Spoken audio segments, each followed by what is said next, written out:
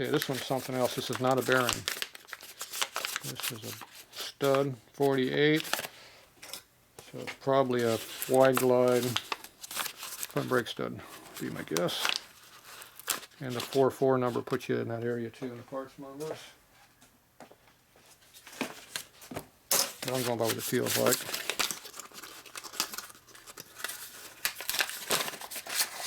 Yep, there you go.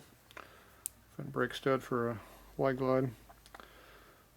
So that goes through the backing plate, through the front fork, and then you tighten it on the board on the bike, and then over here the brake shoe goes on top of here, and this is your pivot for the brake shoes. So it's a nice one. A little rust right here I got to clean up. Put a little emery paper on that to knock that down. You have a nice part. If I blast it, I'll be taking all the CAD plating off, which I don't want to take off, so I'm not going to do it that way. Here's my lathe. Aluminum out of there. I'm going to high speed because I know we're in middle RPM last time I used it. High speed now. See, this has got the factory plate on here I don't want to lose, so I'm going to keep it.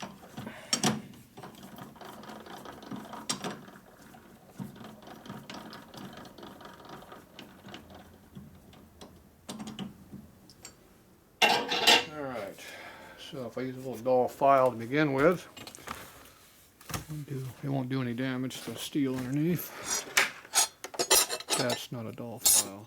That is a dull file. That's a semi-dull file, but wider. So the wider the file is, the better. You can see how shiny the file is on the teeth. That means it's dull. Which is just right for this application.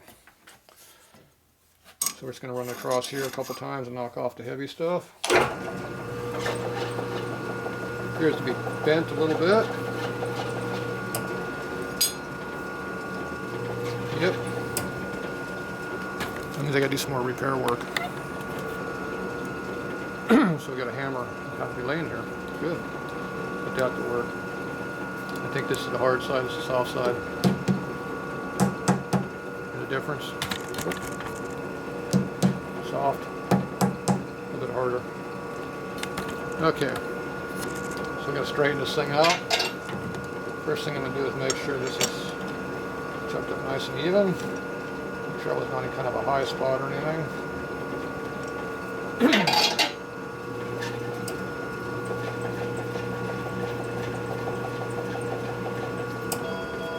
Just go nail it.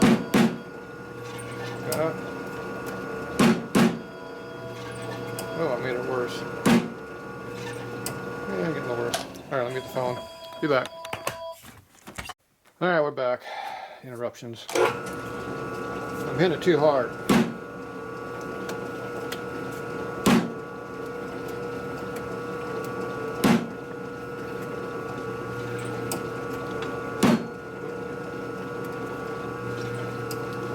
Getting a little closer now.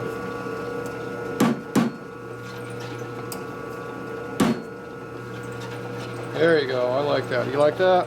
That's pretty damn close. You can put an indicator on there and get it closer, but that's pretty close. I'm happy with that. Alright. Knock off a little bit of rust and dirt and crap that's on there. This file's pretty dull, so it's not really doing anything. But it is knocking off rust. No chips came off though. It's nice and smooth now, even though it's still got rust on it.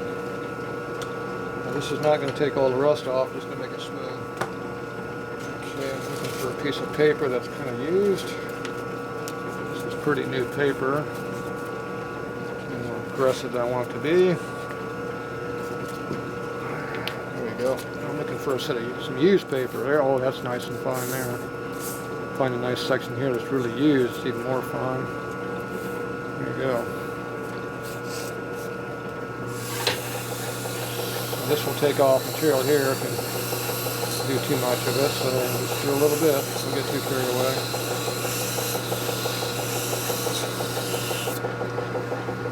go.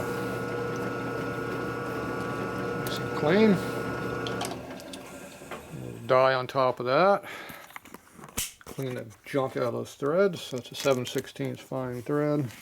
So we'll go over here and find ourselves a 7/16 fine thread of dye.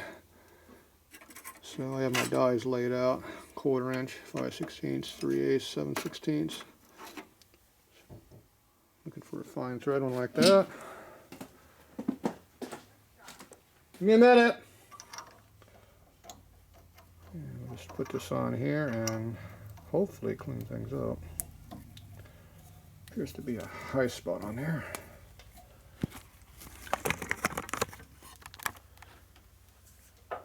Okay. Need a holder for that.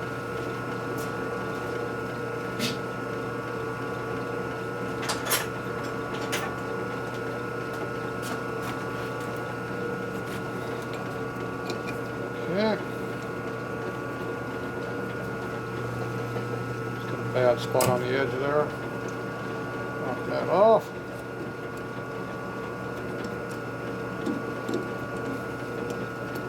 Getting hit with a hammer on the outside edge or something right there. Probably that screwdriver slot right there is an interference issue, I bet. These are heat treated, so they're not really going to want to cut. You can hear the file not too happy about it.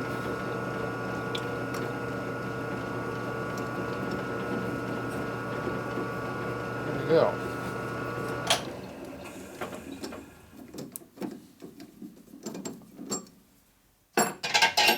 Alright, all nice and cleaned up now. So put a little bit of spray on this so it doesn't re-rust, and we should be good to go. Nice original part. That's now straight. Was bent. Didn't know it until you turn it. Alright, there you go.